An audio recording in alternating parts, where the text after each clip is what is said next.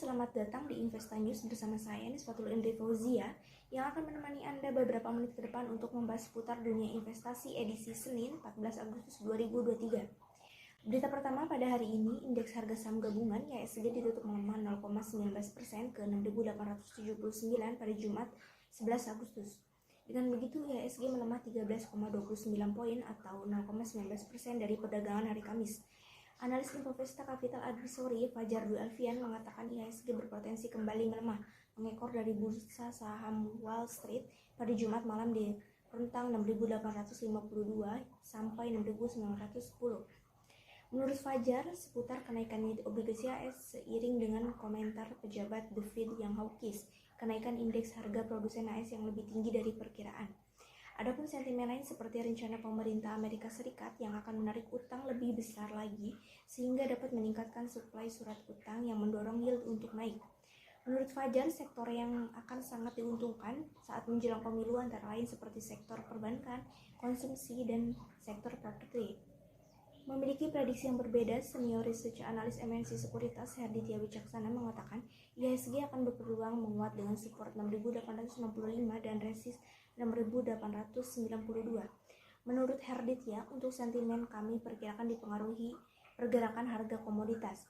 Herditya mengatakan untuk memperhatikan saham-saham berikut: PT Bukit Asam Tbk (PTBA) dengan harga 2.850 hingga 3.000 rupiah, PT Bank Jago Arto 2.650 sampai 2.740 rupiah, dan PT Panin Finansial PNLF 316 sampai 340 rupiah. Harga emas stabil di level terendah 1 bulan pada hari Jumat. Data ekonomi terbaru memberikan isyarat inflasi AS yang sedikit beragam. Sementara harga tembaga alami penurunan untuk minggu ini di tengah meningkatnya kekhawatiran atas negara importir utama Cina.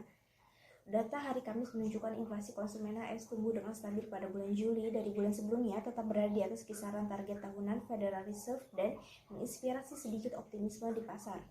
Saham-saham dan aset berbasis risiko lainnya mengalami volatilitas yang tinggi setelah rilis inflasi mendorong investor untuk memilih dolar sebagai safe haven dibanding emas.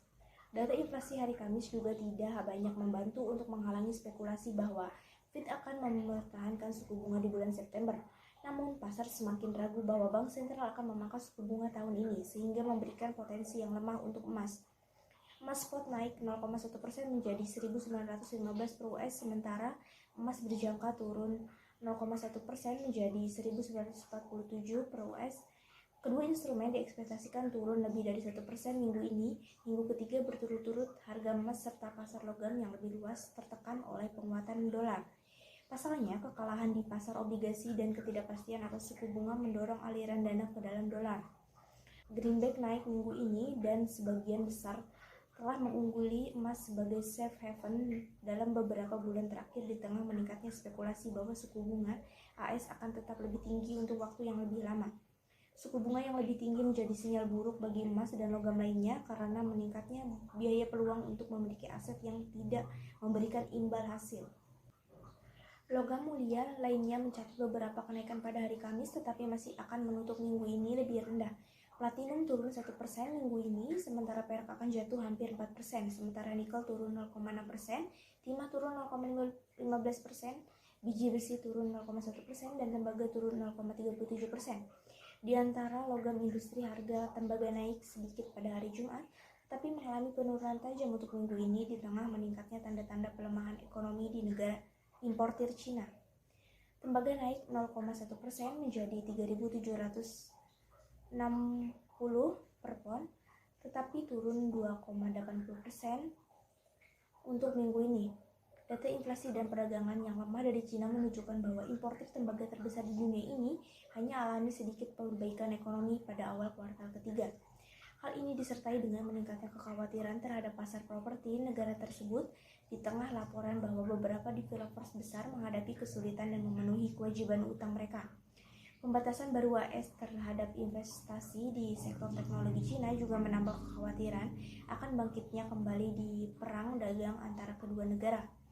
Adapun karet naik 0,55% pada hari Kamis di Singapura, batubara Newcastle di East London mencapai 136% sampai Jumat pekan lalu. Kakao AS jatuh 1,24% dini hari, harga minyak sawit naik 1,88% dan kacang kedelai naik 0,13%. Kopi Robusta di London berada di 2.670, kopi AS turun 0,78% dan gas alam turun 0,22%. Harga minyak mentah dunia ditutup menguat pada penutupan perdagangan Jumat 11 Agustus 2023 karena rekor permintaan global dan pengetatan pasokan. Harga minyak mentah WTI ditutup menguat 0,45% di posisi 83,19 per barel, sedangkan harga minyak mentah Brent ditutup naik 0,47% ke posisi 86,81 per barel. Begitu juga dengan harga minyak mentah WTI selama sepekan berhasil terapresiasi 0,45% dan harga minyak mentah Brent melesat 0,66% dalam sepekan. Harga minyak naik lebih tinggi pada hari Jumat setelah Badan Energi Internasional memperkirakan rekor permintaan global dan pengetatan pasokan, mendorong kenaikan harga minyak selama 7 minggu berturut-turut, rekor terpanjang sejak tahun 2022. Badan Energi Internasional memperkirakan bahwa permintaan minyak global mencapai rekor 103 juta barel per hari pada bulan Juni 2023 dan dapat mencapai puncak lainnya pada bulan ini. Sementara itu, pengurangan produksi dari Arab Saudi dan Rusia memicu penurunan tajam dalam persediaan selama sisa tahun 2023 yang menurut Badan Energi Internasional hal tersebut dapat mendorong harga minyak menjadi lebih tinggi lagi. Pada hari Kamis, Organisasi Negara Pengekspor Minyak OPEC memperkirakan permintaan minyak global akan meningkat sebesar 2,44 juta barel per hari pada tahun ini. Tidak berubah dari perkiraan sebelumnya, prospek pasar minyak terlihat sehat untuk semester kedua tahun ini. Data ekonomi Amerika Serikat minggu ini juga mengangkat sentimen pasar minyak, memicu spekulasi bahwa Federal Reserve mendekati akhir dari kenaikan suku bunga yang agresif. Pemotongan pasokan dari prospek ekonomi yang membaik telah menciptakan lebih banyak optimisme di kalangan investor minyak, ucap analis. Namun dia mencatat tanda-tanda momentum melemah setelah rally yang berkelanjutan. Pada hari Kamis, minyak Brent mencapai level tertinggi sejak Januari setelah minyak WTI mencapai level tertinggi tahun ini. Terakhir kali minyak Brent naik selama 7 minggu berturut-turut adalah pada periode Januari hingga Februari 2022 sebelum invasi Rusia ke Ukraina. Setelah jatuh selama 8 minggu berturut-turut, jumlah rig minyak yang beroperasi di AS tetap stabil di 525 minggu ini. Rig minyak yang beroperasi di AS merupakan indikator awal produksi masa depan. Jumlah rig minyak yang stabil menunjukkan produsen AS mempertahankan disiplin tentang pengeboran dan eksplorasi. Menurut Eric Friedman, harga minyak terus naik tapi tidak banyak perusahaan keluar mencari minyak. Data ekonomi campuran dari Cina membanding sentimen minggu ini, sementara data bea cukai menunjukkan impor minyak mentah naik dari tahun ke tahun. Keseluruhan ekspor Cina anjlok 14,5% pada bulan Juli 2023, dengan impor minyak mentah bulanan turun dari rekor tertinggi bulan Juni ke level terendah sejak Januari 2023. Mata uang tanah air masih babak belur menghadapi dolar Amerika Serikat akibat tekanan eksternal terutama dari negeri Paman Sam dan Cina. Merujuk data definitif, rupiah ditutup melemah sebesar 0,20% terhadap dolar AS mencapai angka 15.210 rupiah per dolar US pada perdagangan Jumat 11 Agustus 2023. Koreksi pekan lalu menjadi yang terlemah sejak 4 minggu beruntun, bahkan ini menjadi yang paling buruk selama 4 bulan lebih atau tepatnya sejak 23 Maret 2023. Awal pekan ini rupiah nampaknya masih menghadapi huru-hara dari eksternal terutama dari negeri paman yang akan mengumumkan risalah oleh Bank Sentral AS The Federal Reserve pada Kamis dini hari waktu Indonesia. Risalah ini diharapkan bisa menjadi petunjuk bagi pelaku pasar yang akan memberikan gambaran lebih jauh terkait keputusan The Fed dalam rapat Federal Open Market Committee di sisa tahun ini, terutama pada potensi kenaikan suku bunga. Sementara dari kawasan Asia, dua negara tujuan ekspor RI yakni Jepang dan Cina bakal merilis sejumlah data yang sangat berhubungan dengan aktivitas dagang dalam negeri. Negeri Sakura diketahui bakal merilis proyeksi data pertumbuhan ekonomi kuartal 2 2023 yang diperkirakan melaju cepat di atas 3%.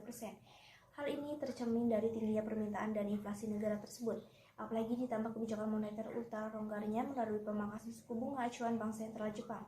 Tak hanya itu, negeri Sakura juga bakal mengumumkan data perdagangan periode Juli 2023 sebagai gambaran impor Jepang pada Juni terkontraksi 12,9% secara tahunan, sementara ekspor masih tumbuh 1,5% secara tahunan. Patut diwaspadai apabila data impor Jepang terkontraksi lagi. Pasalnya negeri Sakura merupakan tujuan ekspor terbesar kedua untuk Indonesia. Impor yang terkontraksi menandai permintaan Jepang untuk barang dari luar negeri turun. Selanjutnya pada Selasa 15 Agustus, China akan mengumumkan data produksi, industri, penjualan retail, dan angka pengangguran untuk Juli. Ekonomi China tengah dalam sorotan tajam setelah data-data ekonomi mereka menunjukkan pemburukan. Penjualan retail mereka tumbuh 3,1% tahunan pada Juni yang diharapkan naik di atas 4,5% pada Juli. Jika penjualan retail melemah atau di bawah ekspektasi pasar, maka hal itu akan meningkatkan kekhawatiran dunia terhadap ekonomi China setelah Tiongkok mengumumkan deflasi pada Juli pekan lalu. China adalah motor utama penggerak ekonomi di kawasan Asia, sehingga pelemahan ekonomi China juga menjadi alarm bahaya untuk Indonesia. Dari domestik, atas jumlah agenda penting yang mempengaruhi rupiah, di antaranya neraca dagang yang akan rilis besok. Surplus neraca dagang diperkirakan bisa menyusut pada Juli sejalan dengan pelemahan ekonomi China, AS, dan Jepang. Sebagai informasi, surplus neraca perdagangan pada Juni 2023 tercatat 3,450 miliar US dollar. Nilai ekspor Indonesia periode Juni 2023 mencapai 20,61 miliar US dollar atau turun 5,8% dibanding ekspor Mei 2023. Kemudian jika dibanding dengan periode Juni 2022, nilai ekspor turun 21,18%, sementara nilai impor RI periode Juni 2023 mencapai 17,15 miliar US dollar, turun 19,40% dibandingkan Mei 2023 atau turun 18,35% dibandingkan Juni 2022. Cara teknikal dalam basis waktu per jam, pergerakan rupiah masih dalam tren sideways. Akan tetapi posisinya sudah mulai mendekati support terdekat yang bisa menjadi potensi penguatan jangka pendek di posisi 15.200 rupiah per US dollar. Posisi support tersebut diambil berdasarkan garis rata-rata selama 20 jam atau moving average 20. Hanya saja tetap perlu diwaspadai fluktuasi harga yang membuat adanya pembalikan arah ke resisten terdekat di 15.230 rupiah US dollar yang diambil berdasarkan horizontal line dari high candle 8 Agustus 2023. Berita tersebut sekaligus berita penutup kita pada perjumpaan kali ini. Saya Nisfatullah Fauzia pamit undur diri, sampai jumpa.